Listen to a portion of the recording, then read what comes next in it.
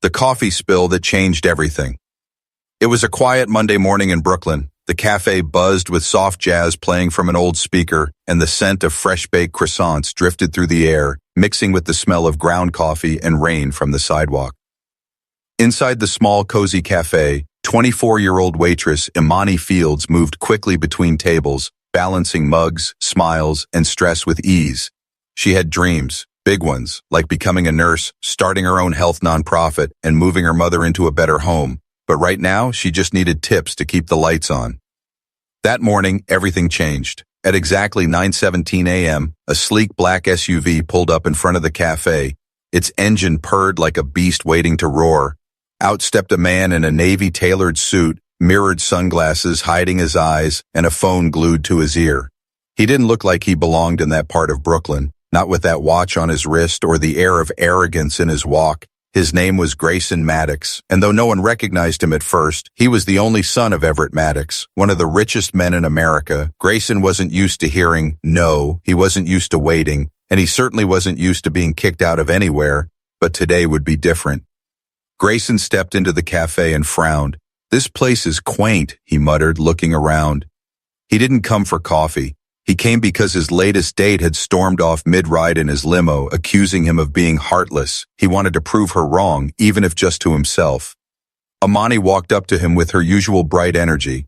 "Morning, table for one?" He didn't look up from his phone. "Yeah, whatever, just make it quick." Imani gave a polite smile, choosing kindness over confrontation, and showed him to a window seat. 15 minutes later, Grayson had spilled coffee on Tom. He snapped at Imani twice and waved her over with an arrogant flick of his fingers. "I said no foam, and this is clearly foam," he said, holding the latte like it was poison. "I'll fix it," Imani said calmly, reaching for the cup, but as she turned away, he muttered under his breath, "Typical service from someone like you." She froze. She turned slowly, her eyes searching his for the truth behind those words. "Excuse me?" she asked, still professional, still calm. Grayson smirked. "You heard me, sweetheart. You think you can talk back to me? You know who I am?" She took a deep breath and placed the coffee down, very gently, on the table. Then, with all the grace and strength she had left, she said, "I don't care who you are. You don't talk to people like that in here, not on my shift." He leaned back in disbelief. "You're kicking me out?" "Yep," she said, pointing to the door. "You can take your ego and walk out that door, or I'll call security. Even billionaires have to follow the rules in here." The cafe went silent, heads turned, phones lifted, someone started recording. Grayson laughed bitterly. "You're going to regret this." But Imani didn't flinch. She just turned around and walked back to the counter, calm and proud. Grayson stood up, chest puffed, trying to maintain his image as whispers followed him out the door, and then, just like that, he was gone. By noon, the video was already on social media. Waitress kicks out billionaire was trending on TikTok, X, and Instagram. Imani didn't check her phone. She didn't know her world was about to shift. She only knew that she stood up for herself, and for everyone who'd ever been looked down on for doing honest work. Meanwhile, across the city, in a glass tower 50 stories high, Everett Maddox, Grayson's father, sat in silence watching the same video play on repeat on his tablet. He wasn't angry, he was interested. "This girl," he whispered, tapping the screen, "she has fire." The next morning, just after opening, the cafe shook from the thrum of helicopter blades. Everyone inside looked up in disbelief as a sleek black chopper landed in the empty lot next door. Out stepped a man with salt and pepper hair, a long coat, and the confidence of someone who had seen empires rise and fall. It was Everett Maddox, and he wasn't here for coffee. He was here for Imani Fields, a billionaire father's offer. The moment the helicopter blades stopped spinning, silence fell like a curtain over the street. People stood frozen on the sidewalk, coffee cups half raised, eyes wide in disbelief. Inside the cafe, Imani had just started her shift, wearing her usual light blue apron and a name tag that had faded from years of use. She didn't even look up when the bell above the cafe door rang. She was too busy cleaning spilled syrup from a table where two high schoolers had just left. "Excuse me?" came a smooth, calm voice behind her. It wasn't demanding, it wasn't rude, it was quiet, but powerful, like someone who didn't need to shout to be heard. She turned, Standing there was an older man in a custom gray suit, crisp as a winter morning. His presence filled the small cafe like a lion walking into a rabbit warren. "I'm looking for Miss Imani Fields," he said softly, his eyes kind but sharp. "That's me," she replied, straightening up. "Can I help you, sir?" He smiled. "I believe I should be asking you that." Imani blinked, confused. The man extended a hand. "I'm Everett Maddox." Her heart stopped. The name hit her like a wave. Maddox. As in Maddox Industries? The man who built luxury towers across New York? Who owned sports teams, hospitals, private islands? The father of the man she kicked out yesterday? She took a small step back, cautious. Everett saw it and nodded with understanding. "I'm not here to threaten you," he said. "In fact, I'm here because you did something very few people in this city still know how to do." Imani folded her arms. "And what's that?" "Stand for dignity," he said. Everett gestured to a nearby booth and Imani hesitated, then slowly sat down across from him. He didn't order coffee. He didn't need to. "I saw what happened yesterday," he began. "The internet showed me before my own son even opened his mouth." She looked away, embarrassed but also defiant. "If you came here to make me apologize, I'm not doing that." He laughed, a deep, hearty laugh that echoed with age and wisdom. "I'm not asking for an apology," he said. "I'm here because you taught my son something I couldn't." Imani narrowed her eyes. "I don't think I taught him anything. He walked out like a spoiled child." Everett nodded again, not defending Grayson. "True, he has a lot to learn, and that's why I'm here." She stayed silent. "I'm offering you a job," he said plainly. Imani's eyebrows shot up. "What?" "I want you to come work at Maddox Foundation," he explained. "It's a non-profit we run that funds education, medical care, and community outreach programs. We need people like you, real people who know how to speak truth to power and still keep their kindness." Imani blinked in disbelief. This had to be a prank. She looked around the cafe, half expecting hidden cameras. "You want me, a waitress, to work with billionaires?" she asked slowly. Everett leaned forward. "I want you to lead a new community initiative, one that you'll design, one that helps people like you, single moms, students, young workers with big dreams and empty wallets." "I don't have a degree," she whispered. "You have something more rare," he replied. "Character." She didn't say yes right away. Imani asked for time to think. Everett respected that. He stood up, placed a card on the table, and said, "When you're Reese, 80, call me." Then, just as smoothly as he came in, he left. People watched as the helicopter lifted off again, carrying the billionaire back into the sky. Inside, Imani sat still, the card in her hand, her heart pounding with something she hadn't felt in a long time. Hope. That night, Imani sat with her mother in their tiny apartment. Her mom had worked 2 jobs for most of her life, never complaining, always smiling through the struggle. When Imani told her what had happened, her mother's eyes welled up. "I always told you," she said softly, "when you do right by people, something good will come." Imani didn't sleep much that night. She thought of her little brother, who still had asthma and needed better care. She thought of the girl who dropped out of school last year because no one could afford books for her. She thought of the worn-down houses in her neighborhood that needed more than prayers. They needed opportunity. Maybe this offer wasn't just about her. Maybe it was bigger than that. The next day, she called. Everett picked up on the first ring. "I was hoping you'd say yes." She didn't say yes. She said, "Tell me more." Over the next few days, everything changed. Imani found herself in a new world, skyscrapers with marble floors, boardrooms with glass walls, meetings with people who wore $1,000 shoes.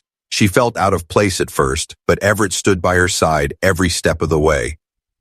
"This isn't about how you dress," he told her one day. "It's about how you see the world, and I need your eyes more than anyone else in this building." Her first task was to visit 5 underfunded schools in the Bronx. She walked through broken hallways, classrooms with peeling paint, and libraries that barely had books. But she didn't just take notes. She listened.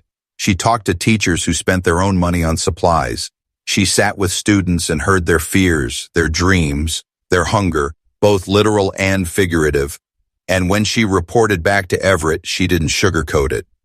"We don't need brochures," she said in one meeting. We need buses that run, teachers who stay, and lunches that don't come from vending machines. The room went quiet. No one had ever spoken like that in front of the Maddox board before, but Everett smiled like a proud father. Now that, he said, is leadership. Meanwhile, Grayson was watching from the shadows, the same son who had been kicked out by this same woman just a week ago. He had never seen his father so invested in anyone, not even in him. It sparked something in Grayson, not jealousy but shame. For the first time, he wondered what kind of man he was and what kind of man he wanted to be. One day, Everett surprised Imani with a visit to the Maddox Tower rooftop. The city glowed beneath them. "You've done more in 3 weeks than some do in 3 years," he said. "But I need to know, where do you want this to go?" She looked out over the skyline. "I want to open clinics in neighborhoods like mine," she said. "Places where people can walk in without papers or money and still get care." Everett nodded slowly. "Then we'll make that happen," he said. And just like that, the daughter of a waitress became the leader of a billion-dollar health outreach program. But this was only the beginning, because fate wasn't done testing her strength. Grayson's redemption begins. The Maddox Tower rose high into the sky, all glass and steel, like a monument built by ambition itself, and inside its highest office sat a man struggling to recognize himself. Grayson Maddox stood alone in the executive lounge, a glass of untouched, sparkling water in his hand, watching the skyline blur through the tall windows. He wore the same expensive suit, the same polished shoes, the same watch that cost more than some people's houses. But something inside him was different now. He had watched Imani, that same waitress he had in Sioux, to transform from cafe server to director of Maddox Foundation's new urban health initiative. She had done it in weeks, with nothing but her voice, her honesty, and her heart. Grayson had spent years pretending he had everything. Now he felt like he had nothing real. Everett Maddox stepped into the lounge, his expression unreadable. Grayson turned, expecting another cold conversation, maybe another warning or lecture. Instead, his father said, "Let's take a walk." Grayson followed him without asking where they were going. They entered the private elevator, rode in silence down 34 floors, and stepped into the Maddox Foundation's new office floor, Imani's floor. She wasn't in her glass-walled office at the moment, but the room pulsed with purpose. Photos of children, mothers, clinics, and construction sites covered the walls. On a whiteboard was a hand-drawn plan titled, "Health is a right, not a luxury." Everett looked at his son and said, "This is what leadership looks like." Grayson stayed quiet. "She's the kind of person I want in this company," Everett added. "And frankly, she's the kind of person I hoped you would grow up to be." Grayson looked away, ashamed. Everett softened his tone. "But it's not too late." Later that evening, Grayson sat in his penthouse apartment, surrounded by things, rare art, limited edition sneakers, golden cufflinks. But feeling completely empty, he opened his laptop and started watching videos of Imani's public talks. She spoke to students in Harlem, encouraged single mothers in Queens, and held hands with nurses in rough clinics in Newark. And through it all, she never mentioned his name. She never tried to ruin him. She just focused on building something better. That's when Grayson made a decision that would shock even himself. The next morning, he walked into Imani's office. No appointment, no assistant announcing him, just Grayson, holding a folder and looking awkwardly human for the first time in years. Imani looked up, surprised but composed. "You're brave to come here, Sol," he said. He nodded. "Yeah, I didn't come to defend anything I said." She raised an eyebrow. "Then why are you here?" He held up the folder. "Because I need help." Inside the folder were blueprints, handwritten notes, and a business proposal. "I want to turn some of the old Maddox-owned properties into shelters for women," he said, "with job training, childcare, safety, health care, real resources." Imani didn't speak at first. She opened the folder and started reading, her eyes scanning the words. It was messy, full of corrections, but it was also real. "This is your idea?" she asked. He nodded. "Every bit of it. I've been meeting with social workers for a month." Imani leaned back, studying him carefully. "Why now?" she asked. "Guilt?" He hesitated. "Partly," he admitted, "but also because I realized something after you kicked me out." "What's that?" That I don't like the man I've been, he said. And I think helping others might help me become someone different. Imani wasn't quick to forgive, but she believed in second chances she always had, so she invited him to join her at a clinic opening in Brooklyn that weekend, not as a guest of honor, but as a volunteer. He accepted without hesitation. Saturday came fast. The new clinic was small, painted with bright colors and filled with donated supplies, but it buzzed with energy and hope.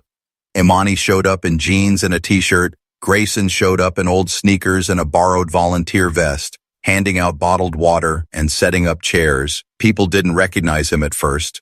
And when they did, most were too surprised to say anything. He kept his head down, sweeping floors and refilling donation bins. Imani watched from afar, unsure if this was a performance or something real growing in him. Then something happened that gave her a hint. A young girl, no older than 10, walked in crying. Our mother explained through tears that they had been sleeping in their car after fleeing an abusive home. Imani rushed to help. Before she could speak, Grayson stepped in and quietly said, "Come with me." He led them to the back, where a nurse examined the girl. Then he handed the mother a business card and whispered, "This place can help you for the next 3 nights, no questions asked." It wasn't part of the event plan. It wasn't for show. It was something he had arranged on his own. Imani felt a lump in her throat. That evening, after the event, they sat outside on the clinic steps. The city lights flickered and sirens wailed far away. Grayson broke the silence. "I thought money could fix everything," Imani replied gently. "Money helps, but heart changes things." He looked at her, truly looked at her, not as a waitress, not as a woman who embarrassed him, but as a leader. "I want to work under you," he said. "Learn from you." Imani chuckled. "Now that's a sentence I never expected to hear from a Maddox." Grayson smiled. "Neither did I." In the weeks that followed, the unlikely duo began building something powerful. Grayson's project, named Second Start, began with 2 properties and a skeleton crew. Imani helped connect him with social workers, counselors, and survivors to shape the program. They traveled together to poor neighborhoods, held town halls, and listened more than they spoke. The media caught on quickly. From billionaire playboy to social advocate, headlines asked, but Grayson refused interviews. "This isn't about me," he told reporters. "It's about people who've been forgotten." At one press event, a bold journalist asked Imani, "Do you forgive him for what he said to you?" She paused, then said, "I didn't do this for him to apologize. I did this so others wouldn't be treated the same way. But yes, people can grow." Grayson's eyes watered, but he looked away before anyone noticed. One night, Grayson showed up at Imani's old cafe, the same place where it all began. She was there meeting a friend. He brought no security, no fanfare, just 2 coffees. He handed her one and said, "You made me better." She smiled. "You made yourself better." They sat by the window, sipping quietly. Outside, the city kept moving. Inside, something deeper had changed. 2 people from opposite worlds now working side by side, not just to heal the damage of the past, but to build a future neither of them had imagined before. And yet, the biggest test of all was still ahead. The scandal that almost ended everything. Grayson Maddox had changed. At least that's what everyone believed. From flashy billionaire to humble servant of the people, his transformation was praised across headlines, podcasts, and community events. Imani Fields had become his closest ally, not just in business, but in the purpose that now fueled his life. Together, they opened 2 shelters, launched a job training initiative, and started rebuilding trust in communities the Maddox name had once ignored. The city buzzed with something new, respect for a man who had once been the symbol of privilege. But just when the story was becoming one of redemption, the past returned to drag it into the fire. It began with a headline, quietly posted on an anonymous blog. "Exposed. Maddox money laundering tied to new urban projects." It was clickbait at first, no sources, no proof. But within 24 hours, the blog post exploded. Social media lit up with accusations that the Second Start project was a front for hiding old Maddox real estate money. People whispered that Grayson was using community work as a distraction while quietly laundering his father's dirty wealth through the nonprofit. The story was picked up by national media the next day. News vans camped outside Maddox Tower. Donors paused their contributions. Volunteers started backing out. Imani sat at her desk, stunned, reading the same article for the fifth time. Grayson stormed into her office, holding his phone. "It's all fake, I swear to you, this isn't me." "I know," she said, "but truth doesn't matter right now. Perception does." They looked at each other, panic simmering between them. Everett called from London that night. "Son," he said carefully, "tell me you didn't use those properties as collateral." Grayson swallowed hard. "I didn't touch the foundation funds. I made every investment clean. But those properties, yes, I did move them through a holding firm." Imani, listening from across the room, felt her stomach twist. The issue wasn't that Grayson had done something illegal. It was that he hadn't been transparent. He had used a Maddox-owned holding company, technically clean but morally murky, to secure early funds for his shelters. He hadn't told Imani. He hadn't told anyone. Even though it wasn't a crime, it looked like one, and that was enough to start the fire. Protesters gathered outside the shelters in Brooklyn and Harlem. People chanted, "No fake charity," and Maddox equals lies. Imani stood in front of the gates with volunteers, tears brimming in her eyes. She had believed in Grayson, not just his work but his change. Now she felt betrayed. Inside her a storm raged. She wanted to scream, "Why didn't you tell me?" But when she looked into his eyes, all she saw was regret. The foundation board called an emergency meeting. Everett flew back in, and for the first time, the Maddox father and son sat at opposite ends of the table, divided not by blood, but by trust. "I told you to keep it clean," Everett growled. "You finally start doing something good and then you let your ego twist the edges." Grayson didn't defend himself. He only said, "Let me fix it." But no one believed he could, except one person.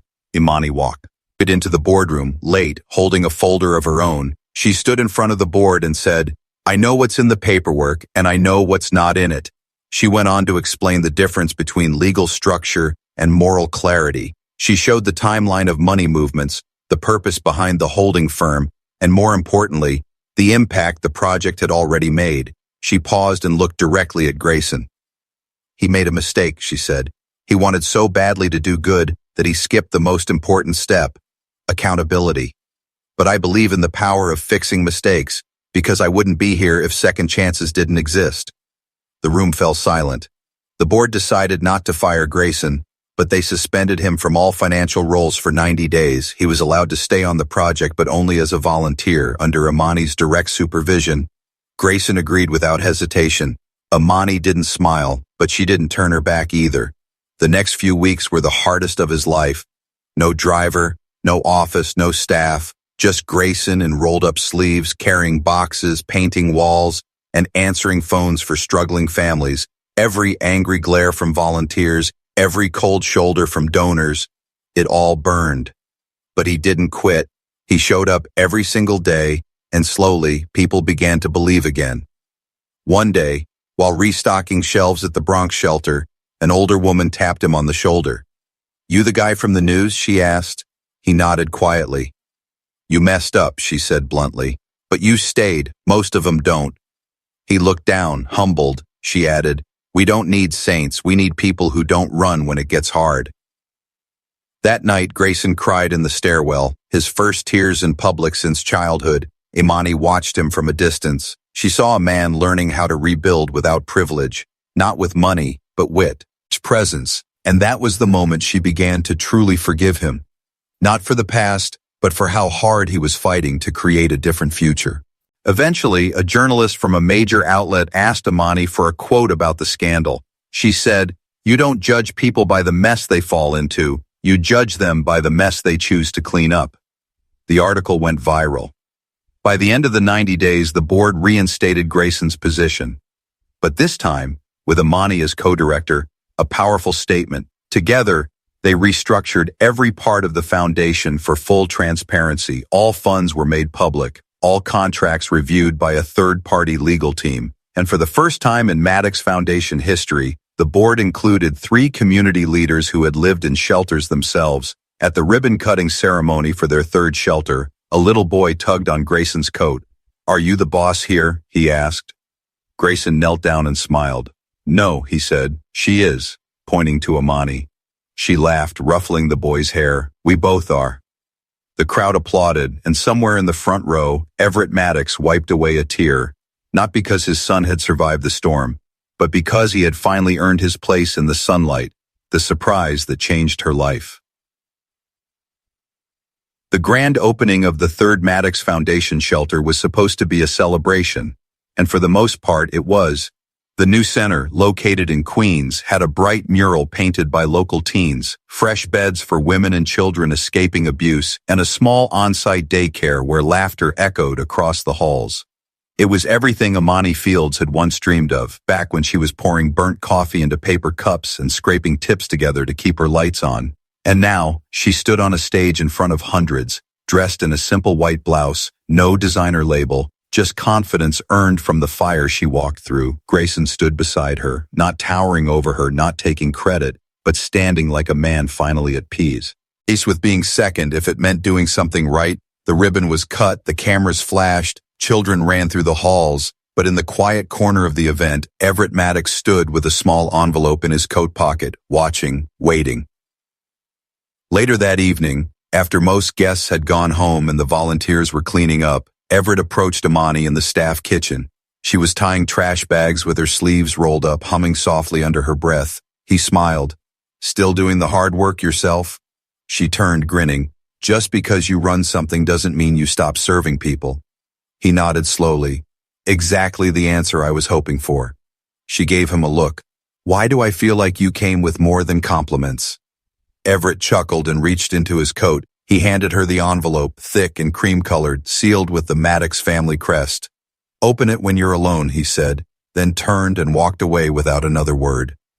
Imani sat alone in her car that night, parked outside the Foundation's Midtown office. She stared at the envelope in her lap for 10 minutes before opening it. Inside were two things: a handwritten letter from Everett, a check made out to her name, with more zeros than she had ever seen in her entire life. She gasped. Her fingers trembled. The letter read, "Imani, you gave us back our humanity, my sons, and in many ways mine. This is not a reward but a seed. Use it how you see fit. I trust your vision more than any board I've ever hired. Let the world see what a girl from Brooklyn can do when the door doesn't just open, she builds her own. Respectfully, Everett Maddox." Tears rolled silently down her cheeks as she held the letter to her chest. This wasn't charity. This was belief. The next morning, Imani made her decision. She didn't buy a car. She didn't move out of her small apartment just yet. Instead, she went straight to Grayson's office and placed the check on the table. "I'm starting something new," she said. Grayson raised an eyebrow. "A business?" "A school," she replied, her voice steady. "For girls from my neighborhood, Black girls, Latina girls, immigrant daughters, girls who think no one sees them." Grayson leaned back, impressed. "What will you call it?" She paused, then smiled. "The Dignity School." Within weeks, plans were underway. The Maddox Foundation backed her with legal teams, architects, and education consultants, but Imani stayed at the center of it all, personally interviewing teachers, counselors, and staff. She insisted on mental health programs, entrepreneurship classes, and a mentorship program that paired each student with a woman working in law, medicine, business, or the arts. "This isn't a school just for grades," she told the press. "It's a place to teach young women how to love themselves and lead others." One rainy afternoon, as she was inspecting the construction site, a group of neighborhood kids watched her through the chain-link fence. A little girl with two puffy ponytails asked, "Are you the principal?" Imani crouched down, smiling. "Not yet, but one day soon, this'll be your place." "Can I come here even if my mama works late?" the girl asked. Imani nodded. "We'll keep the lights on for you." The grand opening of the Dignity School was scheduled for September. Donations poured in, volunteers signed up in droves, former students of Imani's clinics and shelters offered to mentor incoming girls. Even media stations that once doubted her now ran headlines like, "From Waitress to Visionary, Imani Fields is building more than buildings, she's building legacies." Grayson watched all of it, unfold with awe.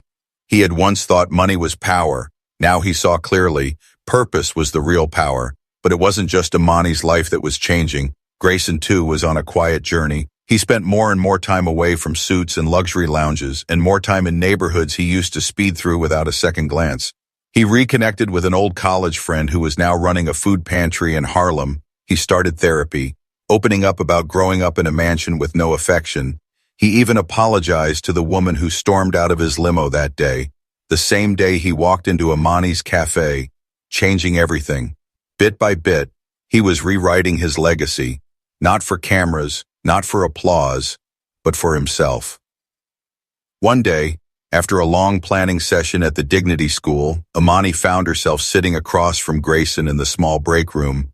They sipped tea in silence. Then he asked softly, "Do you ever think about how different things could have been if you hadn't spoken up that day in the cafe?"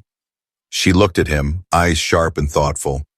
"You mean if I had let you treat me like I was beneath you?" He flinched, but she continued gently, "I would have gone home that night angry, knowing I stayed silent. And you probably would have never looked in the mirror." He nodded slowly. "You're right," she added, "but I'm glad it happened, not because of what I gained, but because of what we've built for other people." Grayson smiled. "I'm proud of you," he said. Amani raised her cup. "I'm proud of us," she replied. They clinked mugs like business partners, like survivors, like two people who once stood on opposite sides of power but now stood on the same ground.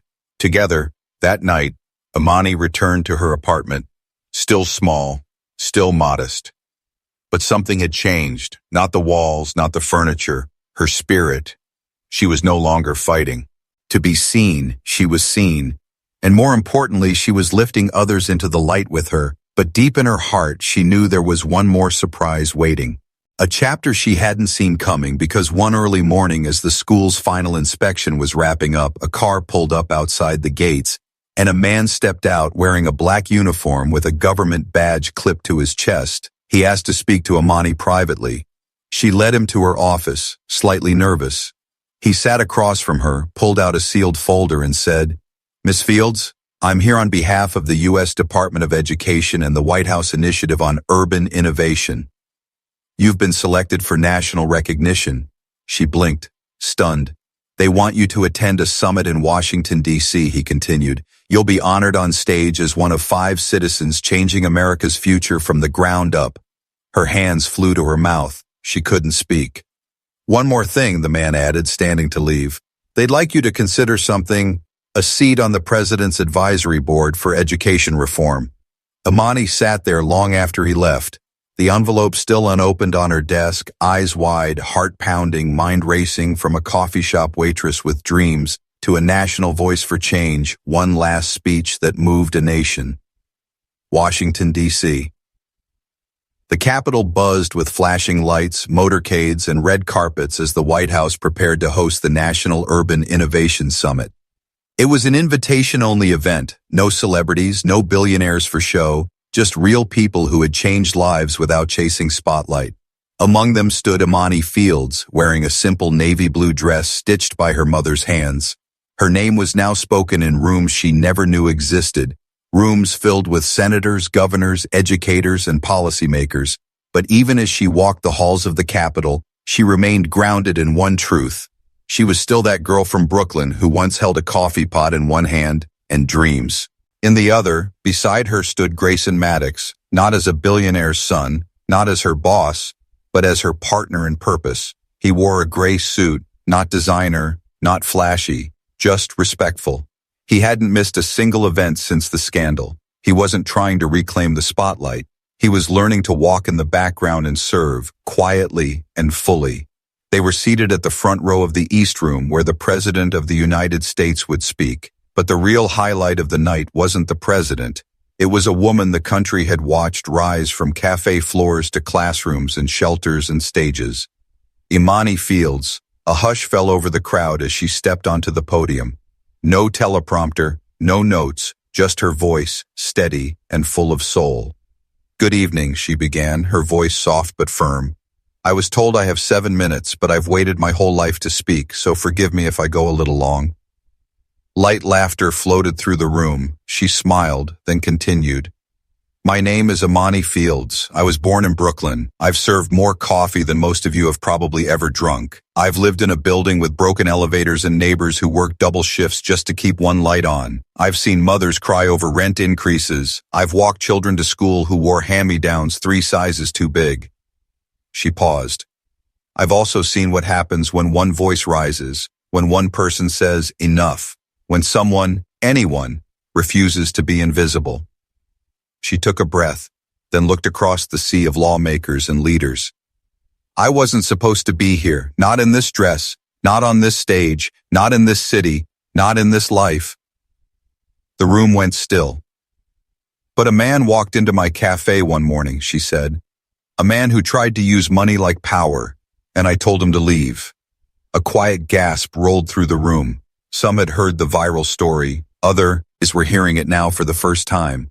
That moment could have ended my job, she continued. Instead, it started my purpose. She told them about the Maddox Foundation, the first shelter,